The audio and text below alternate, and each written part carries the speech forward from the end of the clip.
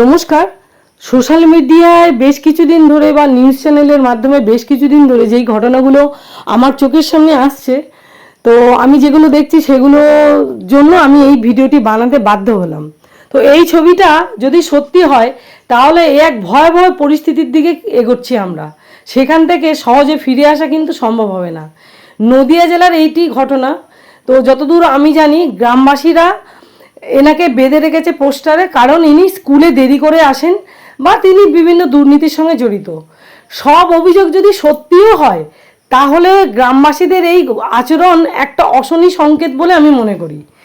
একজন শিক্ষক মানে তার ছাত্রছাত্রীদের সামনে অসম্মান করা, তাকে হেনস্থা করার মধ্য দিয়ে সামাজিক মূল্যবোধ যে ধ্বংস হচ্ছে তার দায় কে নেবে? এই প্রক্রিয়া সমাজকে কোথায় নিয়ে গিয়ে দাঁড় করাবে? কারণ আমার যে টিচার, আমার যে শিক্ষক হবেন, তাকে যদি আমার সামনে এইভাবে অসম্মান করা হয়, এইভাবে গাছে বেঁধে তাকে বা পোস্টারে বেঁধে তাকে অসম্মান করা হয়, আমি তো সেটা হাস্যকর বলে মনে করব।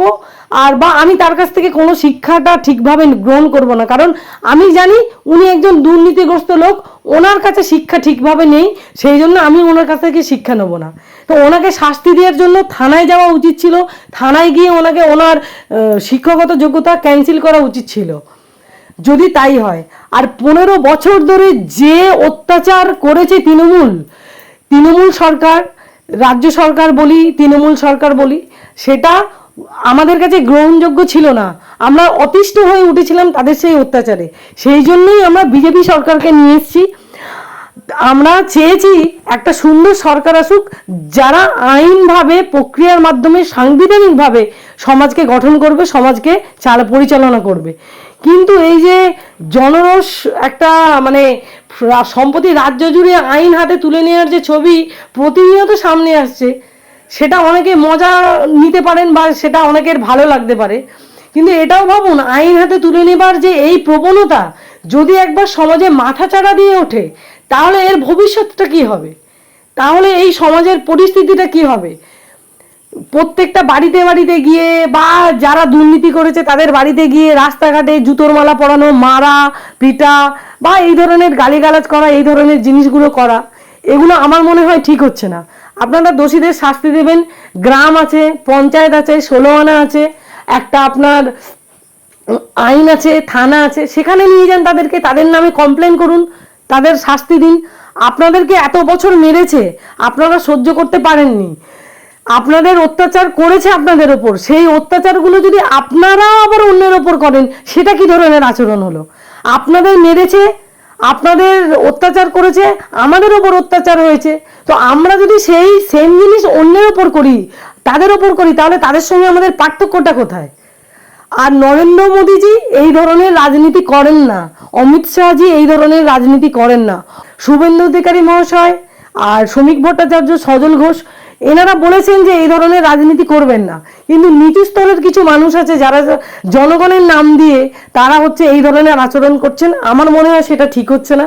তো আমি প্রশাসনকে বলবো আর নেতাদেরকেও বলবো, যারা আমি মুখ্যমন্ত্রীকেও বলবো যে এই দিকে দৃষ্টিপাত করুন যাতে এই ধরনের ঘটনা না হয়। কারণ অটল বিহারী বাজপেয়ী আর নরেন্দ্র মোদীজি বলেছিলেন যে যেই গাছে বেশি ফল হয় সেই গাছ নিচু হয়ে যায়, বিনম্র হয়, ভদ্র হয়। তো আমি জানি বিজেপি পার্টি, আমরা যতদিন আমি ভোট দিয়েছি ততদিন আমি বিজেপিকেই ভোট দিয়েছি। আর এই ভিডিওটা করার জন্য আপনারা যদি মনে করে থাকেন যে আমি আর বিজেপি নই, আমি তৃণমূলই বা অন্য কিছু হয়ে গেছি, তাহলে আপনাদের এই চিন্তা ভাবনাকে, আপনাদের এই সোচকে আমি ধিক্কার জানাই। আমার তাতে কিচ্ছু এসে যায় না। আমি বিজেপিকে ধর্ম বলে মনে করি আমার, তো আমি শ্রদ্ধা করি। তো আমি বিজেপি নেতাদেরকে বলবো আপনারা এই দিকটা লক্ষ্য রাখুন। আর যখন ক্ষমতা থাকে হাতে, সেই ক্ষমতার যে অপব্যবহার করতে নেই, সেই বিষয়ে নিশ্চয়ই এখনের পরিস্থিতি সব থেকে ভালো করে আমাদের শিক্ষা দেয়।